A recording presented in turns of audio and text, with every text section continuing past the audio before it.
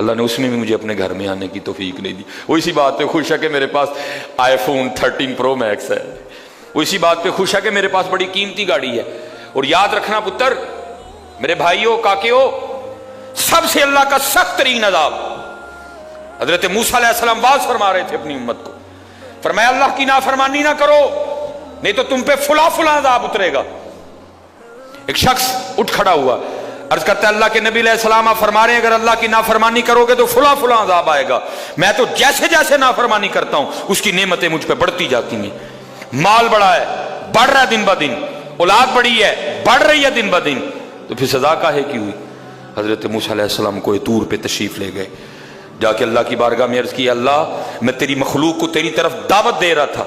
ان کو گناہوں کی نحوست سے ڈرا رہا تھا، گناہوں کے عذاب سے ڈرا رہا تھا، اگر تم اللہ کی نافرمانی کرو گے تو یہ عذاب تم پہ اتریں گے۔ ایک بندہ اٹھ کھڑا ہوا،